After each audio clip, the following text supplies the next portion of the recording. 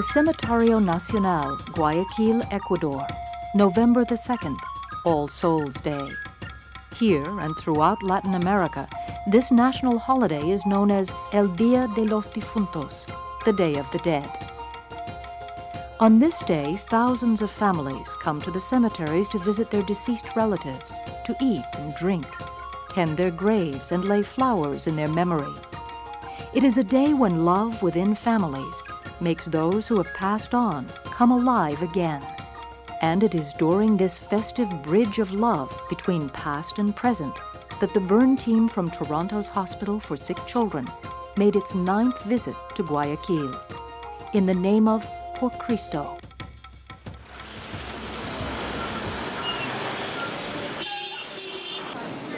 In 1995, Por Cristo supported 9 volunteer medical teams, including the burn team and an in-country nutrition team, in their efforts to improve medical infrastructure and the health of the children of Ecuador. Since their first visit in 1987, the burn team and Por Cristo have been making steady progress toward the goal of developing a first-class pediatric burn unit at the Alejandro Mann Children's Hospital to serve as a model for the rest of the country.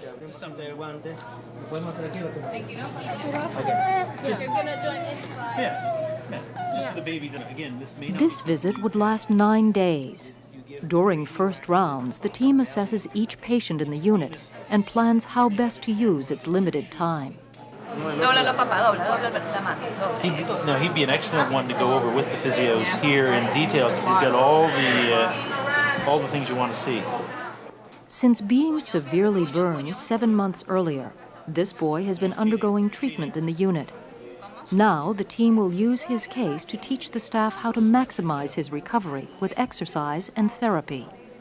I think when everything else, the number one thing is to get his range of motion and his flexibility back. And then after that point, it would be possible to do some further reconstruction of his ear. When she walks, is she limping or is she having trouble walking? Over their series of visits, the burn team, in coordination with Por Cristo, has maintained continuity in teaching. Team members also rotate their visits to share the workload. Working side by side with the Ecuadorian staff on these tough cases, they demonstrate the techniques and teamwork they've developed in their own renowned unit back home.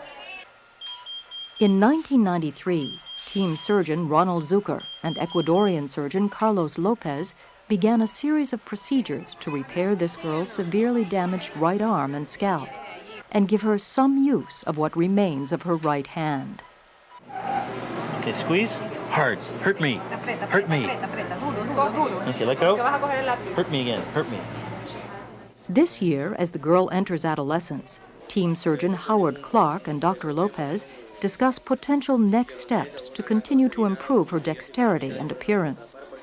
Such efforts across time demand a level of commitment rarely achieved by organizations which conduct medical interventions in the developing world. You do this.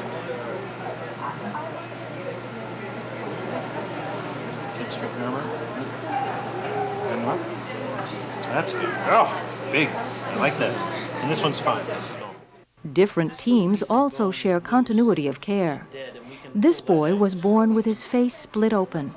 In 1984, Por Cristo's craniofacial team performed the initial life-saving procedure when he was 1 year old. Earlier this year, he underwent facial reconstruction in Toronto at Hospital for Sick Children in their plastic surgery unit, where children with burns and craniofacial deformities are treated. Now the burn team follows his post-operative progress. Head nurse Cindy Guernsey and physical therapist Christine Curtis are team veterans. Joining them this year is social worker Laura Beaune. She works with hospital psychologists and social workers to emphasize the psychological aspects of burns and the family's role in recovery. It's pretty normal for children to have bad dreams after an accident. Awareness of these factors helps the Ecuadorian staff provide much more sophisticated burn care. The increase in overall quality of care since the team began coming here is remarkable. The single most important thing, it's been 3 years since I was here, The single most important thing that's different is the look on the kids' faces. Just look around and look at the children's faces and see how different it is. That shows you what's good. So on this unit, in a country in which children celebrate Halloween much the same way we do, these severely burned kids can better fight their pain, fear, and depression. All because of what one Por Cristo team has helped this burn unit become.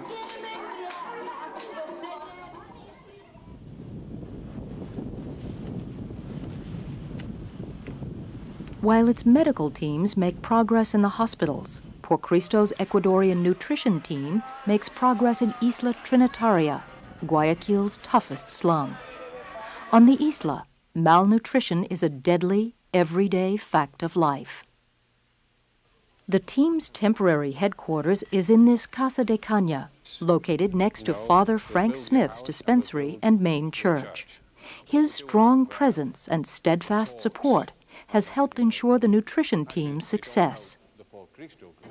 Under the supervision of Por Cristo's Ecuadorian coordinator, Teresa Arces de Terán, the team consists of sociologist Laura Villafuerte, psychologist and health educator Marjorie Guevara, and nutritionist Wilma Campoverde.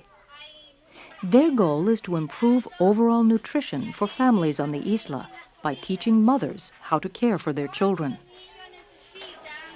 Working alone or in pairs, they have visited more than 1,500 cane and stilt houses to identify severely malnourished children. Each month, they also conduct general weighings, open to all and free of charge, in each isla neighborhood. Using age, height, and weight as indicators, they measure how well each child compares to standardized growth rates and keep statistics on every child examined. Those diagnosed as malnourished are admitted into the program.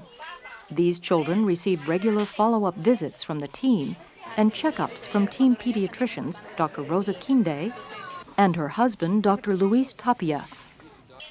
They visit the isla twice a week to give exams, offer well baby consultations, and participate in health education classes given every week for parents on the isla. Many classes concentrate on cooking, menu planning, and the use of soy products. Others focus on prenatal care. This one shows mothers how best to feed their babies during the first year. Good information on nutrition that also takes into account the economics of life on the island. With the support of Por Cristo, Father Frank Smith and Ecuadorian companies such as Trobana, headed by Senor Luis Pinaggi, the team is achieving strong results. 112 children diagnosed as malnourished have averaged 6 months in the program, with weight gains of over 1 pound a month. Most importantly, after yet another year, every child diagnosed by the team since it began is still alive. The accomplishments of the nutrition team, the burn team, and other Por Cristo teams are strong evidence that well-focused small group efforts do improve the lives of children here. A model pediatric burn center now exists at the Alejandro Mann Hospital. Unit staff now visit other areas, sharing their knowledge with more and more colleagues. No longer is it normal procedure, while on site, for the visiting team to perform complicated dressing changes. Now, the unit staff does them, in exemplary fashion. So as the burn team now begins to serve here in an advisory capacity, it will attempt another new challenge in another region of Ecuador. This year, Por Cristo is also building a permanent home for the nutrition team on this site next to St. Teresa's, another of Father Smith's churches. The one-story building will have a large classroom, clinical exam rooms, and safe storage for equipment and supplies.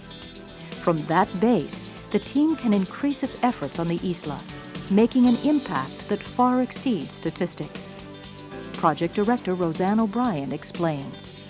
I see not only changes in the families and the children, many whom have recovered successfully from malnourishment. I've seen changes in the appearance of the women. I've seen more self-assurance in the women. They seem to feel that they have more control over the destiny of their children, and they now have the knowledge that they can take care of their children, and their children are going to survive.